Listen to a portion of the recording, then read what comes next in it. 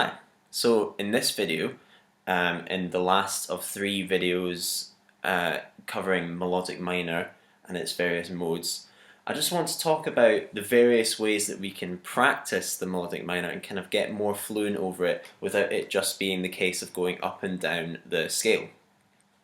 And there are kind of two main things I want to, there are two main things that I want to talk about in this lesson.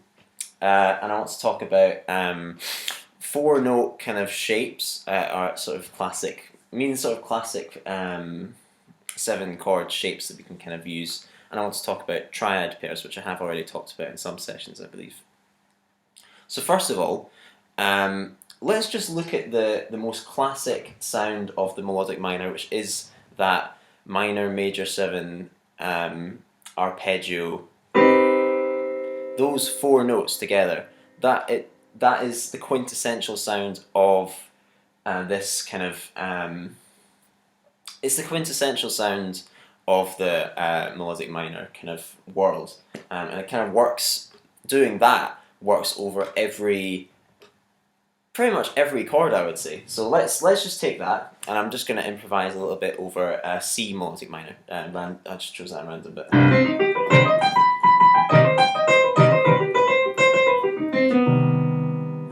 Now here's the same thing, but I'm going to improvise over the Lydian dominant sounds.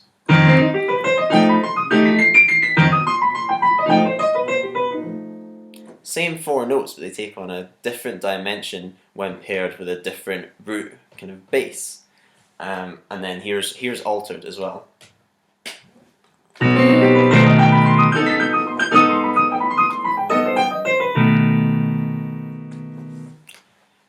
So this shape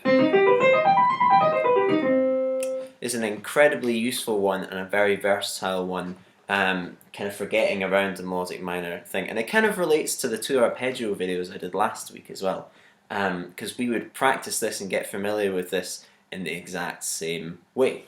So we've got your classic exercise of going up and down the scale, and then we've got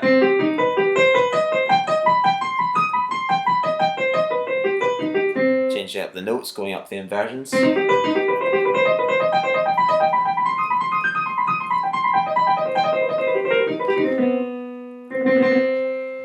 You know, it's kind of an endless kind of variant thing, and it means when we come to like any kind of anything, especially an altered chord, having all of the shapes, all of this shape in the different keys can be very helpful. Let's just pick one at random. Let's say for F7 altered, and that would be a G flat melodic minor, so that would be this shape. And like using this shape, I can get like a really nice sound over the F7. So I'll just do 2 bars of the F7 and like 2 bars of normal B flat major or something, like a 5-1.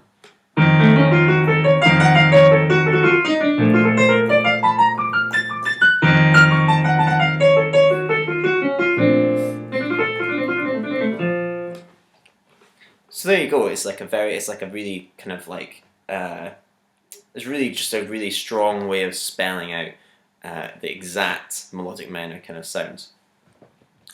Now the other thing I mentioned, triad pairs, that's where it kind of gets a bit more, we can get a little bit more of an interestingly vague sound from that.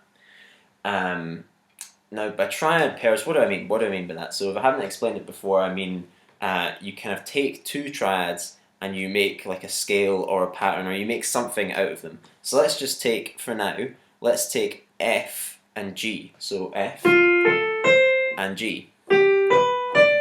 I'm really into triad pairs. I've practiced these a lot, kind of more than most things actually, because I find them incredibly helpful just for getting around various scales and getting around kind of various things. So here's just like going up each triad and its inversions, like up the instrument basically. So we go F, root position, G, root position, then F, first position, so starting on the 3rd, the A.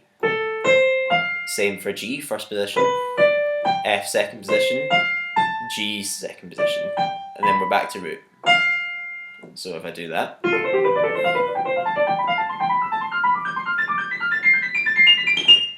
we get quite an interesting sound. We can do the same on the way down as well. So let's just start with let's just start from the F. So this would be that's like F in the first inversion, be going down.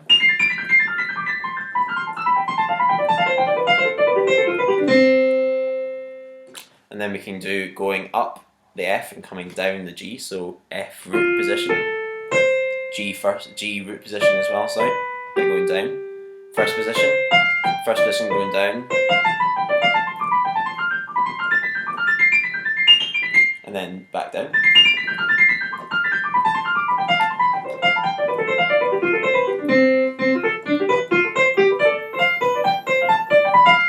If you've ever listened to a lot of modal jazz, like McCoy Tyner or John Coltrane, they use this a lot, like to demonstrate.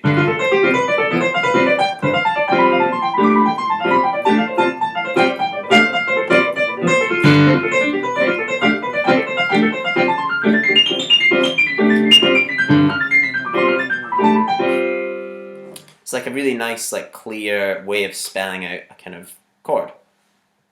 So in the melodic minor scale, we get these two chords presenting themselves quite strongly over pretty much every chord. So let's just work this out where they kind of sit. So we go up in arpeggios, just triad arpeggios up the C minor melodic scale. We get C minor, D minor, E flat augmented, F, G,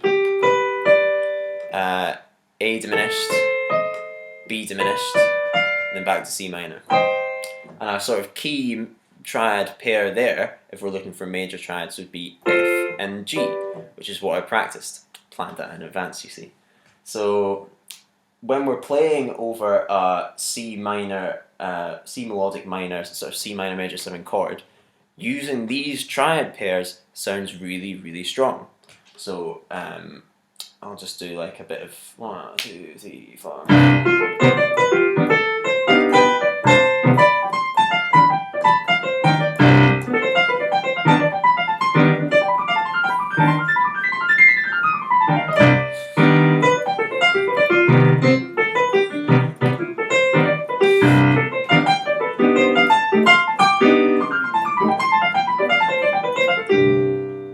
It sounds great. It sounds really fresh. It doesn't sound too much like an exercise unless you kind of really overdo it, which maybe I did a little bit there. And you can use this over all the different modes as well. Let's just take, for example, our Lydian dominant. So Lydian dominant, just to remind, that's F, G, A, B, C, D, E flat, F in the key of in our C melodic minor key. So I'll just do a little bit of scale playing on that.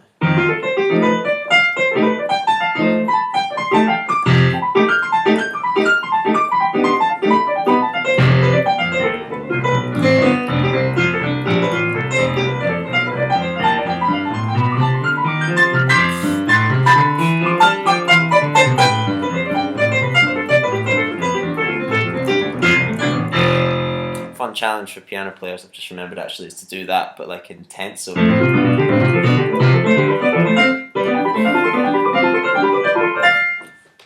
anyway, that's kind of hitting out here and there. So working out the different triad pairs that you can use on a melodic minor thing, it's actually a really good thing to do. I used to go through standards and work out a way to play triad pairs even on the chords that weren't necessarily derived from melodic minor, you know, substituting them so that they would be, so that I could kind of figure out cool triad pairs to play over them. So let's just take a random chord. So I'm just going to point randomly at the sheet. That's an altered scale. So let's say not B altered, because that was a B, and B altered is just C minor, which is what we've been doing. Let's do perfect, right? So let's do E flat altered. So E flat altered would be the E minor melodic minor scale. So if we go up the scale for that, E minor, F sharp minor, G augmented, A, B. So our triad pair is A and B. So if I'm playing on an E flat altered, the triad pair I'd want to take advantage of would be A and B. So.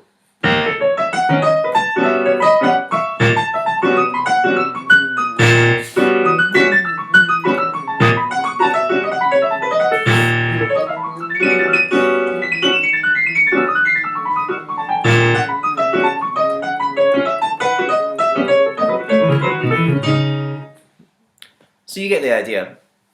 And actually, because it's like an E flat altered, why don't I do that for its 5 as well? So I'll do 2 bars of E flat altered using the triad pairs, and then I'll do 2 bars of just normal A flat major improvising, and you'll kind of hear how strong the triad pairs make the altered sound. So.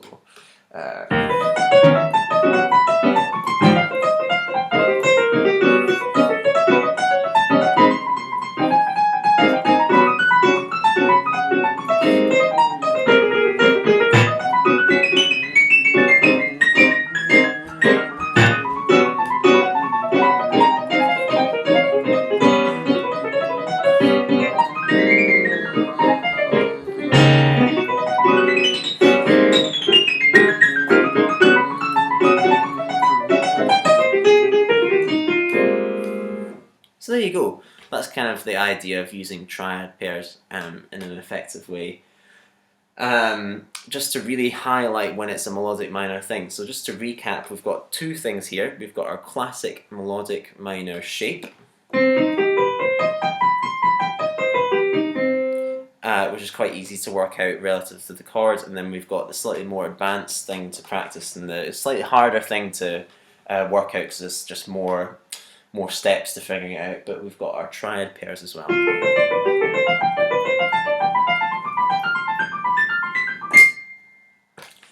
Hopefully that kind of makes sense. That was quite a whirlwind tour through the triad pairs. When I could go very deep with them. I could go very deep with practicing that arpeggio as well, but I kind of already have in another video. But I hope that helps. I hope it gives you a bit of direction into how to kind of practice over the melodic minor stuff. If you have any questions, please do get in touch. I didn't necessarily cover as much when the appropriate times are to substitute that in, so if you're feeling a little bit unsure, just give me a message. I'm sure I can explain it for you. But yeah, thank you very much, and happy practicing.